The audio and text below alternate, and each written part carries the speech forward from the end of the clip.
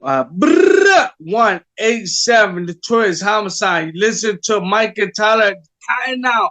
Órale, vida la loca.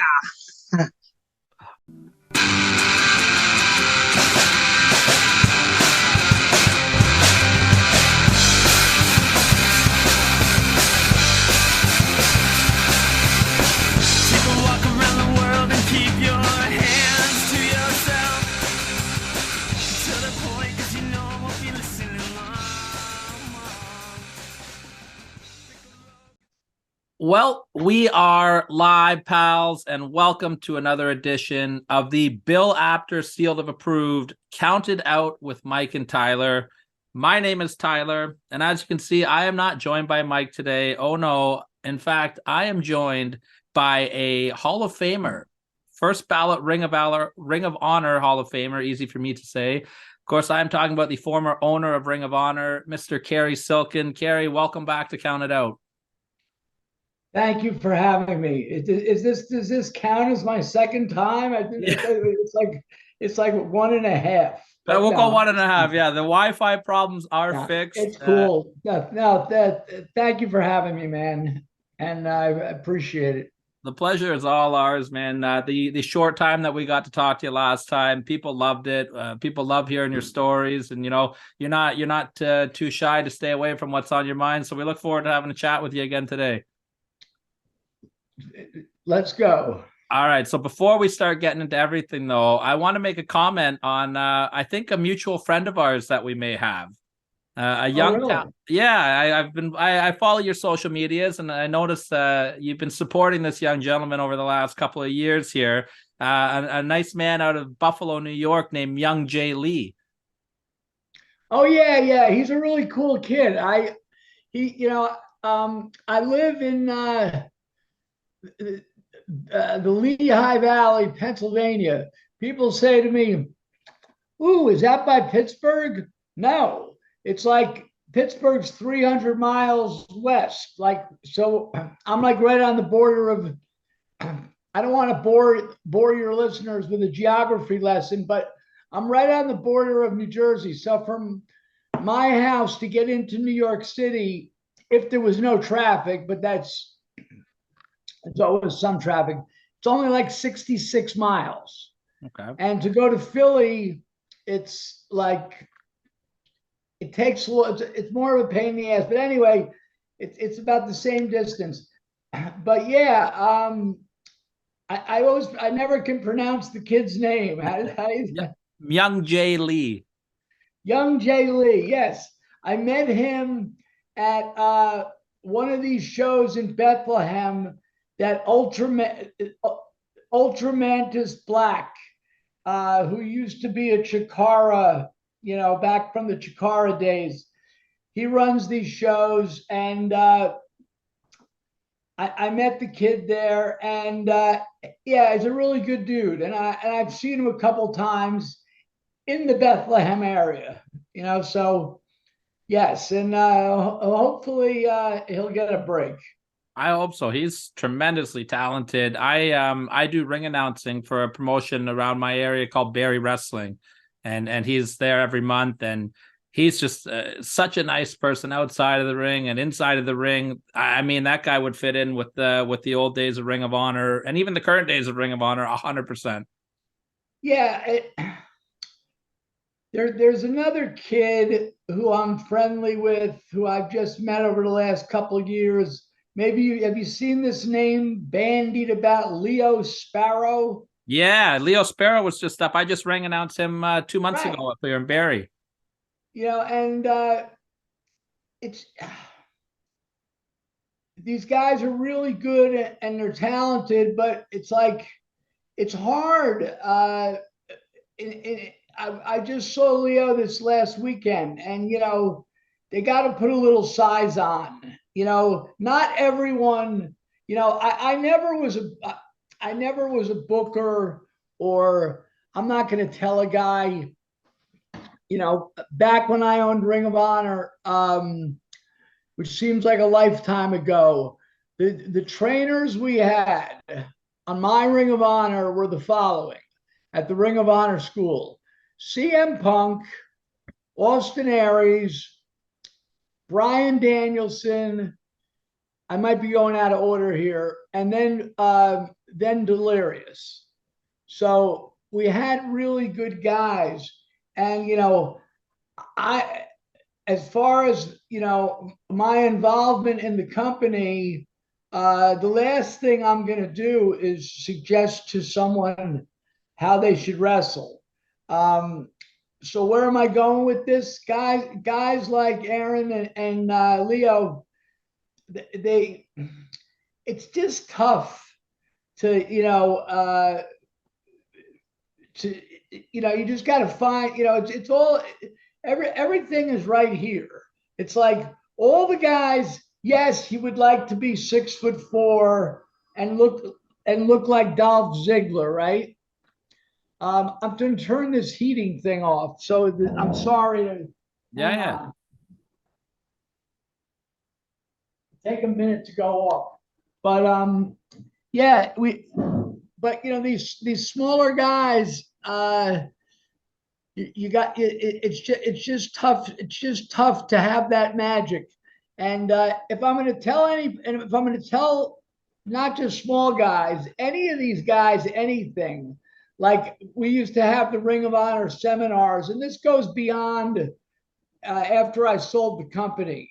And I would go to the seminars, and usually Delirious would run them, and we would have a guest name wrestler like a Jay Lethal, and Kevin Kelly might be there, or Jim Cornette was there for a number of them. And at these seminars, the only advice I would give anyone, including the aforementioned kids, and they know it, is like, in the people, it's like, what's the idea of being in the wrestling business? Well, I think to me, the idea is to try to make as much money as possible. 100%. So how do you do that? Well, if you go back, starting with ancient history, with Buddy Rogers, Bruno Sammartino, Billy Graham, Hulk Hogan, Shawn Michaels, John Cena. I'll stop there. My point is, most of the guys that I just mentioned, they didn't go off their feet hardly. They may, and I learned this from listening to Cornette and these other. We had so many legends come through Ring of Honor, getting to work with Mick Foley, getting to be friends with him, Ricky Steamboat, Dusty Rhodes, getting to spend some time, Bill Watts, some really good minds. And the money is made here.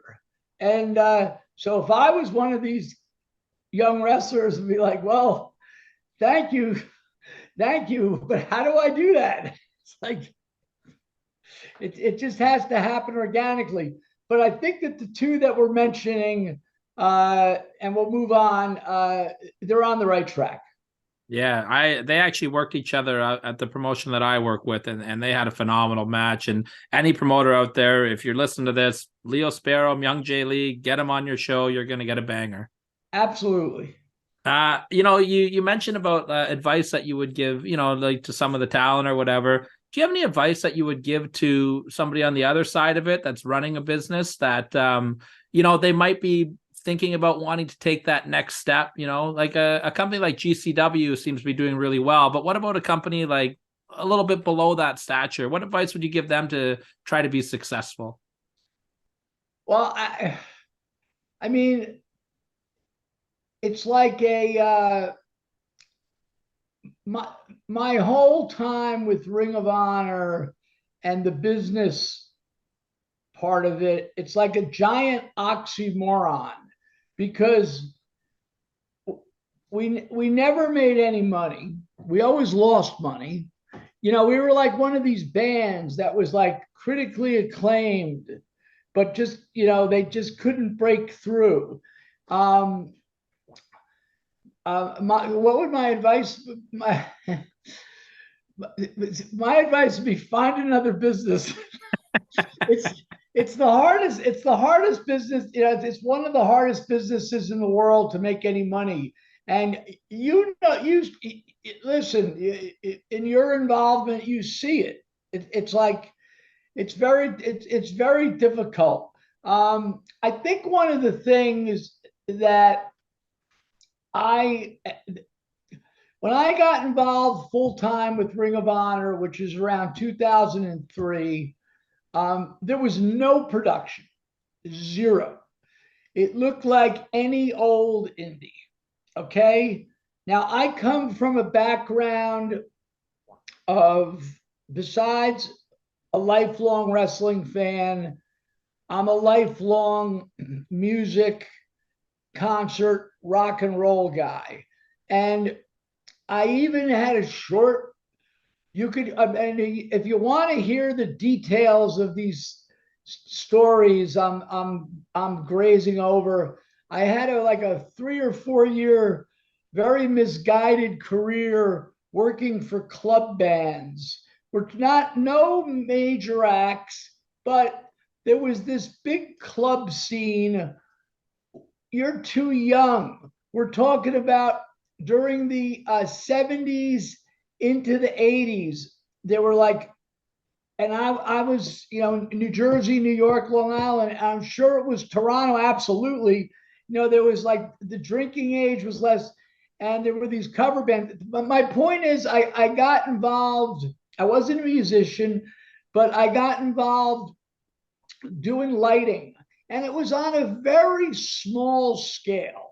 You know, you'd be in a club and you could take,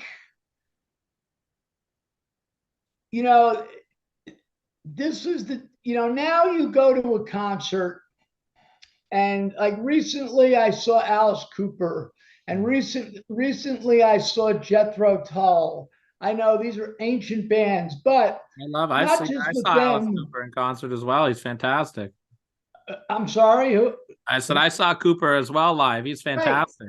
So when you go to see, and it's not just bands of the guys in their 70s, but if you go to see Cooper or Tull, or you go to see Lady Gaga, the lighting, she's not a good comparison, but the like what they can do now with 30 lamps, like instead of a light being a, a light and a gel, so it's red, right? So you have two red light, you know.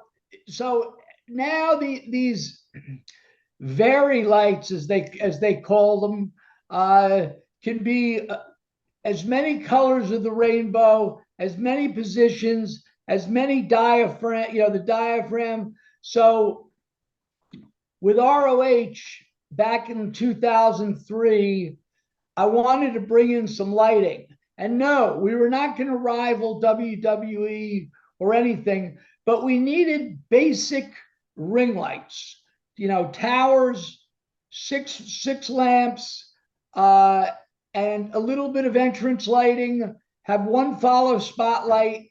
And, you know, that it made a huge difference. If you go back to the early Ring of Honor shows, and I remember Gabe Sapolsky, who was a rock and roll guy, like one of his favorite bands is Rush, and yes, and he was a metal guy, he liked Slayer. Anyway, Gabe is like, oh, Cary, I don't want you spending money. I go, Gabe, when you go to see Rush, or you go to see Slayer, or even when you go to a movie, what happens before it starts? Ooh, the lights go out. What happens when the lights go out?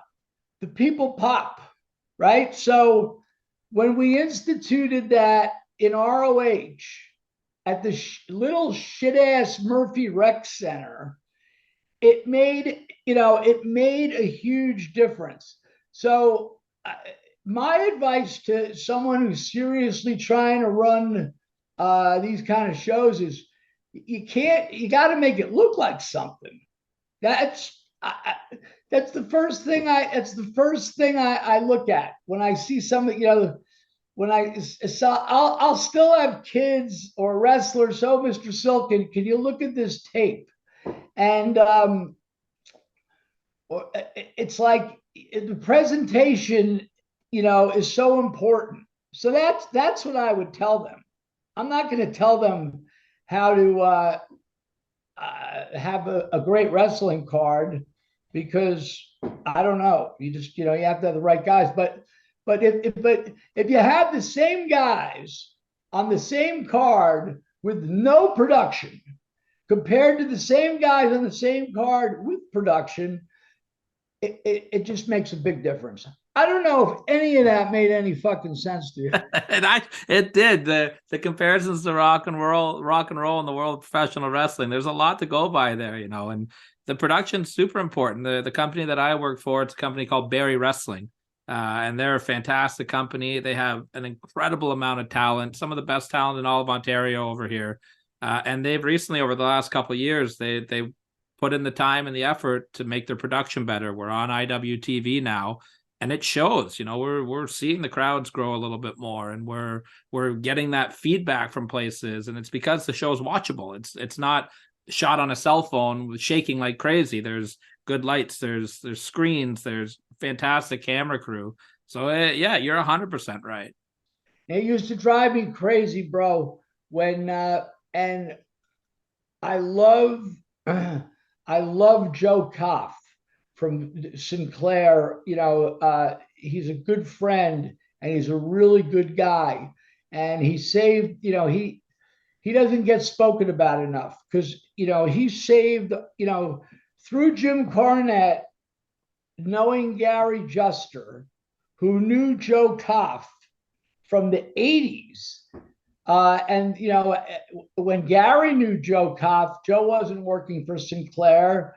But did you ever see, there's two shows from like 85 or 84, the Battle of the Belts in Florida? Yeah. They were like one-offs. Yeah, like Joe Koff was working at a Tampa TV station. Try to tie this together. It's like, when I was trying to get rid of this, get out, because I was like a man bleeding on the street. I knew in 2006, this shit ain't working. It's like financially. It's fortunate that my other gig, which was in the ticket business, it was good at the time. And I didn't have wife and kids. I got plenty of kids. They're all in WWE and AEW, but I didn't have. So the ticket business was good, and that funded Ring of Honor. And I'm going to get up to Joe Koff. So it took a year to get this deal done, and I didn't get paid very much. There was no value, and the only value was the tape library. But what I wanted to bring this to was when Sinclair bought it, and Joe, he has other duties there. He wasn't like dedicated, it wasn't like, he might have been CEO, but I was really disappointed, because sometimes with the Sinclair budget, we'd have really nice production, and other times it was like getting half a blowjob. Do you know anyone who wants half a blowjob? I don't. So, but yeah, they tried, and sometimes but anyway, yeah, regardless, you want it to look good. I'll tell you when they got it right, though. When we did Madison Square Garden. Oh, yeah. Did you happen to be at that show? I was not at the show. I did order it on pay-per-view, though. I did support the show. What a show it was, too. What was that like for you that night? Because I know that you've had many nights in the Garden. So what was it like on the other end there? it was like the whole thing was, they surreal. You see, you got to remember that I'm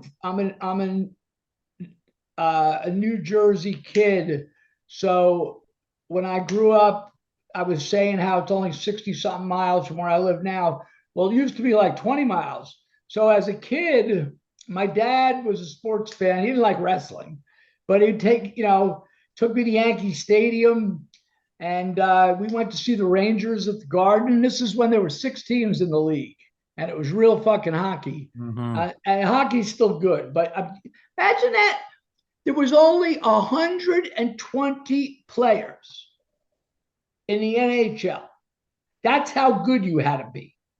But so my first major wrestling show that as a fan, they had what they call a blue law. You know what a blue law is? No, I don't know that. Yeah, it's like you can't sell liquor on Sundays and Oh, and okay. shit, Yeah, yeah, yeah. right? Okay.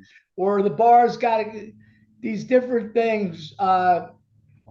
So the New York State Athletic Commission had these blue laws, and it was that you had to be 14 years old to attend boxing and wrestling at the Garden. They didn't really enforce it at other places. And they also, by the way, since I'm so damn old, we're talking about the early 70s, no ladies wrestling, no gimmick matches like cage matches or chain matches. And so I got to see some shows, live wrestling shows. I started. How old are you? I'm 39 years old. All right. Well, at least you're not like 22.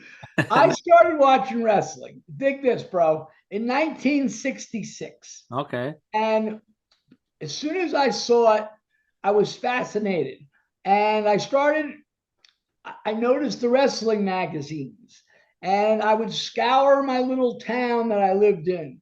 And I realized at certain newsstand, oh, this guy has, and I would, I was 10, 11 years old. And, and once again, I mentioned my dad. My dad loved sports, but like, oh, that wrestling, So, anyway, for my 14th birthday, he took me to the Garden, and it just happened to be Pedro Morales had the belt, and who did they bring in his last run at 51 years old? Freddie Blassie. Oh, wow.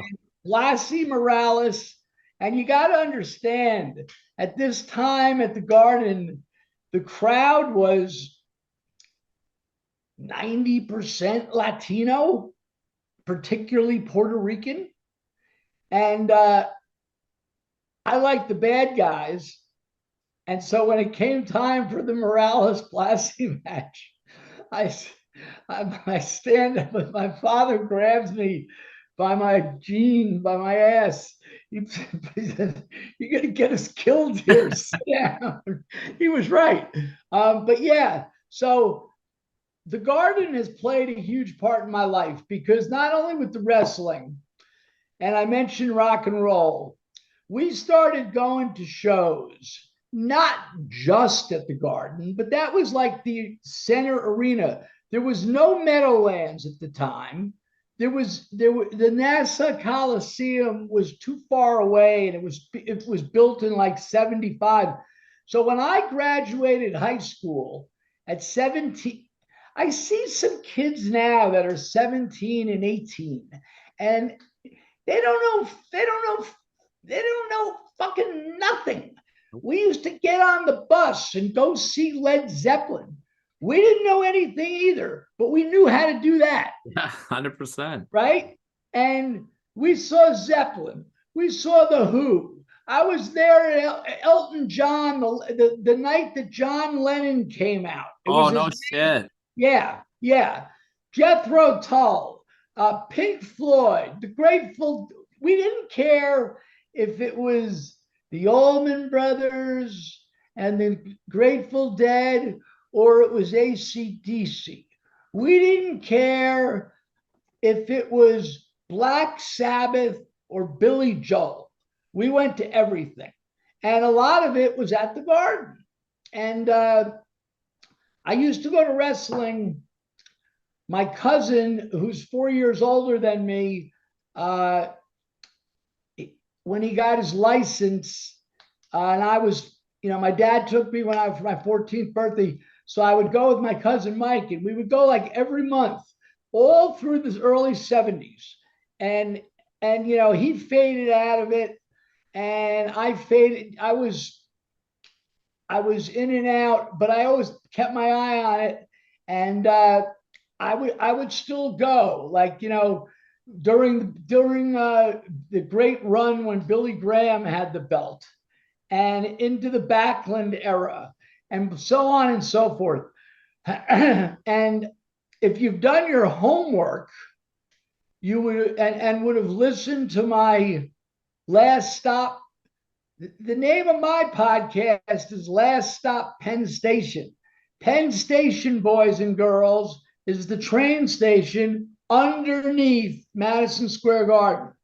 Why is the podcast called that? Because it seemed like a part of my life, because I spent in some really shitty periods, bro, between I had some serious drug issues. I still do, because if you're an addict, you're an addict, right? Absolutely. So, but so from like my late teens until my mid 30s, well, for one thing, there's a mountain missing in Peru of all the cocaine that went up my nose. And but where I'm going with this was, one thing led to another, and you could hear all the stories on Last Stop Penn Station. You want to talk about, and Ian Riccaboni is my co-host. He's a really good co-host, squeaky clean Ian. And then there's me. I love the dynamic. telling these, I mean, we're talking about New York City.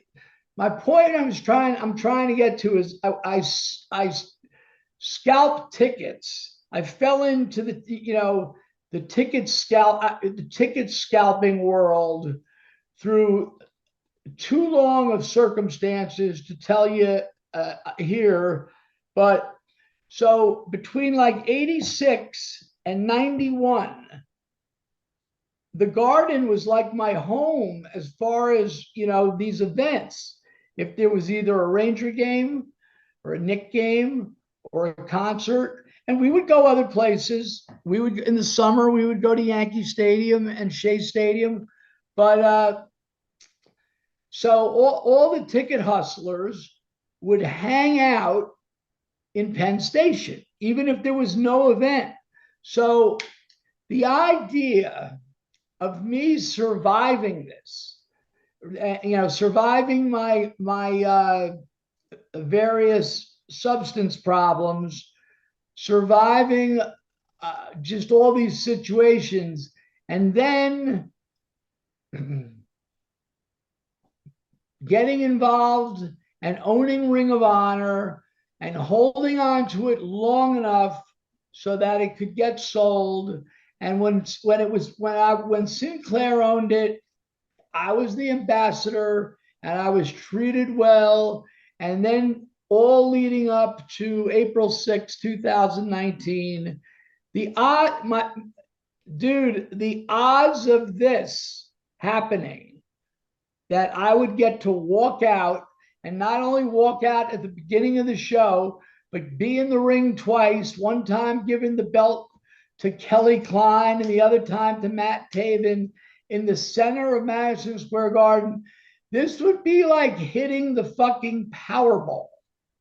I'm serious. 100%. Because it's like back in school, And I'm sure where you went, I'm sure regardless of what country you went to school, you know, in high school they'd have like, oh, uh, best athlete, ooh, prettiest girl, ooh, best musician, ooh, most likely to succeed, right?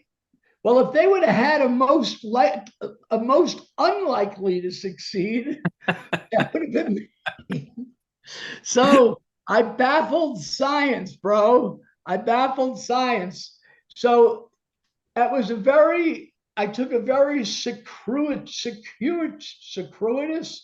I took a very long, like the Beatles, a long and winding road to get to that, and it felt like it felt like a million, more than a million. It felt like a lot of, it felt like the Powerball, um, and uh, and and if it wasn't for Joe Koff, who get and the Sinclair management got maligned a lot over the years for various reasons. Various reasons, they didn't. If it wasn't for Joe and the other guy, Greg, you know, in the hierarchy of Sinclair, they, you know, like here's Ring of Honor. Sinclair is like, you know, this massive corporation.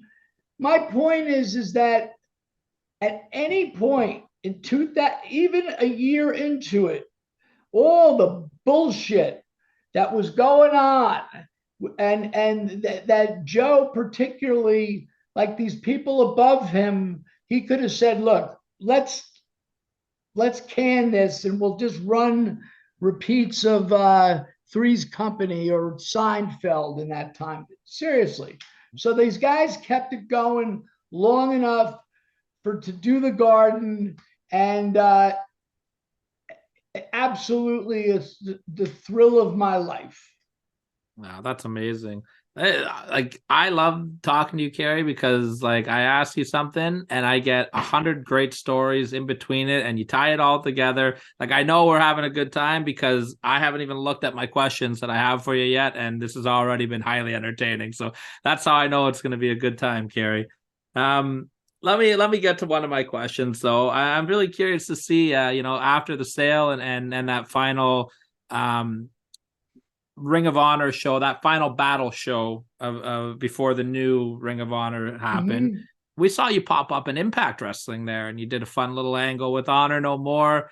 How did that all come about, and what was your experience like with It's Impact cool. Wrestling? I was in Florida, and I have a place in the Fort Lauderdale area that I got a few years ago, which I'll be going down to soon.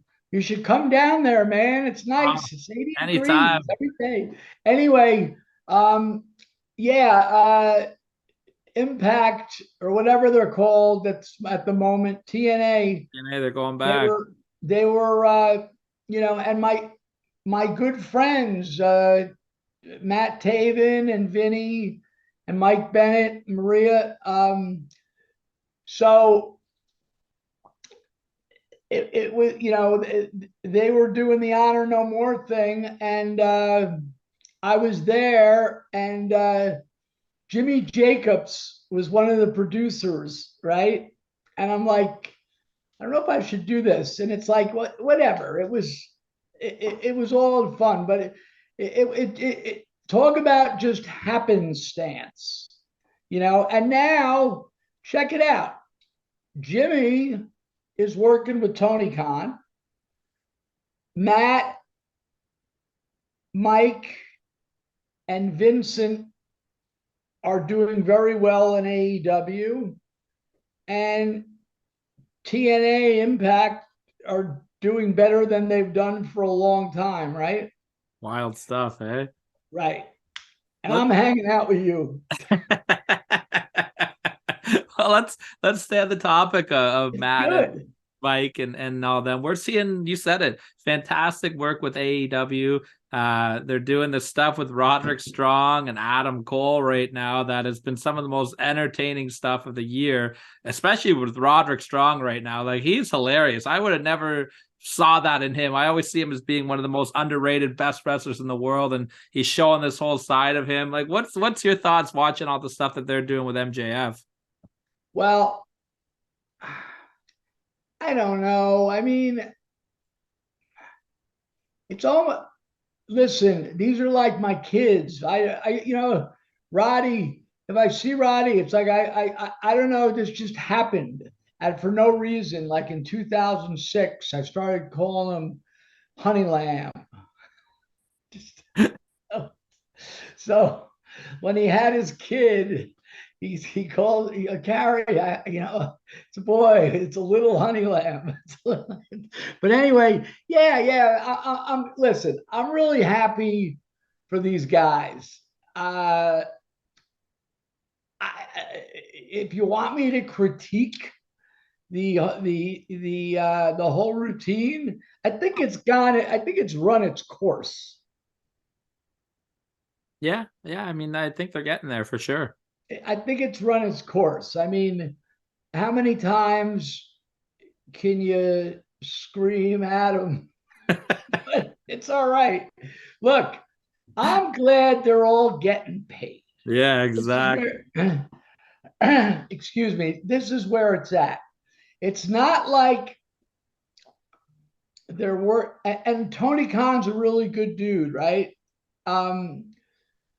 But when it was Sinclair's Ring of Honor, they had a budget that was small when you're talking about corporate stuff. All right. Cary's Ring of Honor, guys would do things because they liked the product and they knew that I was, as Dutch Mantel would say, sucking hind teat. Did you ever hear that expression? Yeah. Not in quite some time, but yeah, right. I like that sucking one. God, Dutch, I know that I like Dutch.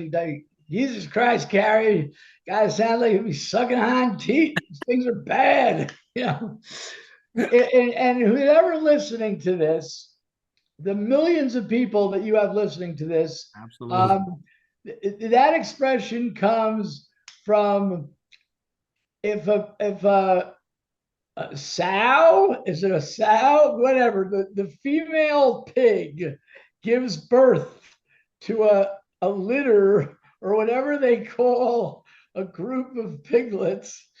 And unfortunately, and there's usually like 8 or 10 of them. And the female mother had like a lot of nipples.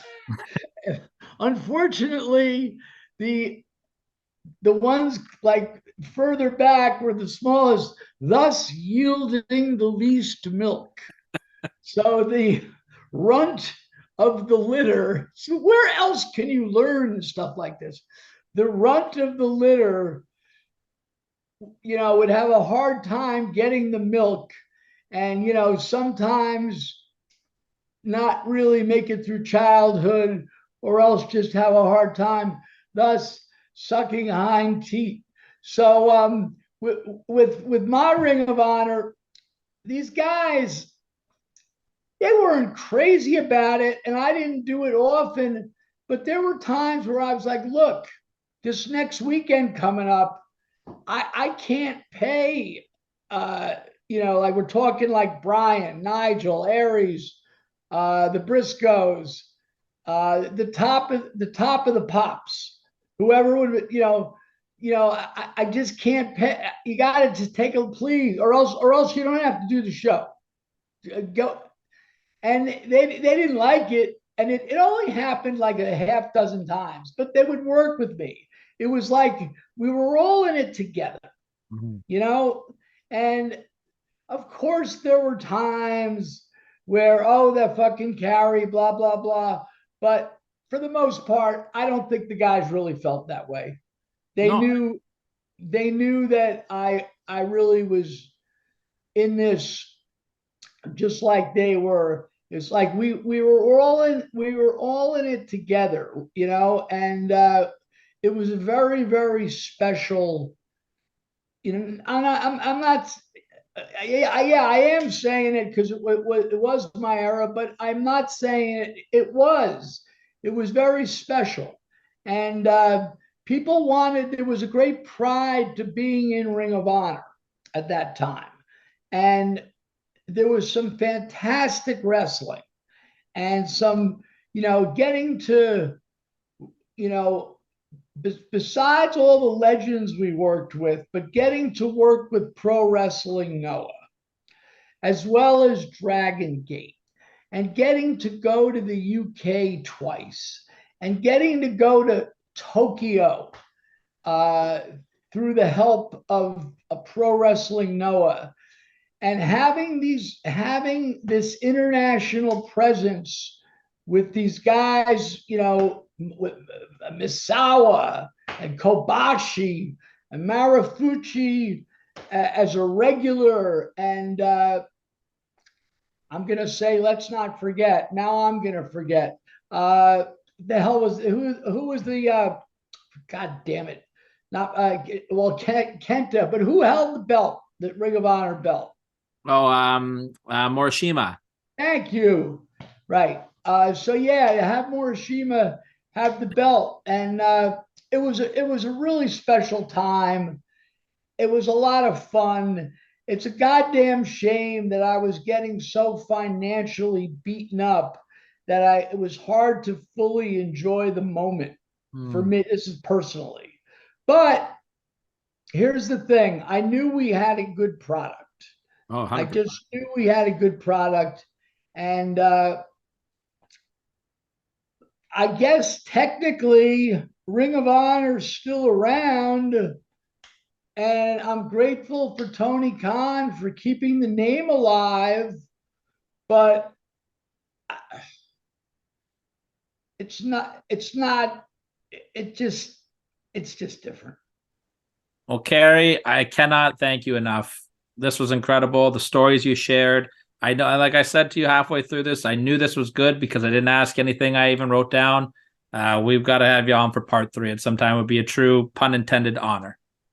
Well, thank you. And you guys are cool. You're a good dude. And I'm once again, if you want to hear, I mentioned these tidbits, but there's 70 episodes in the bank with Ian Riccaboni. We sort of came to the end a year ago. It's called Last Stop Penn Station, my podcast, which might be a book one day, but that's another story. But anyway, Last Stop Penn Station is available just like your podcast on iTunes, Spotify, wherever. And if you want to, if anyone still gives a shit about me, I still post some stuff. As you could see, as you can see, I'm a big wrestling collector, particularly of posters, which are really hard to get because they just, like the populations of these posters are like population is 0. I mean, where are you going to find a 1966 Madison Square Garden poster? There ain't a lot around. But anyway, I'm ROHCARY on Twitter. So I'm at ROHCARY. Same on Instagram. And it's been a lot of fun, my man. I appreciate you coming back on. And like I said, we gotta go for the hat trick and get part 3 soon, Cary. Well, link me when this comes out. Absolutely. On behalf of Mike, who is not here today, myself, Tyler, and of course the legendary Cary Silkin.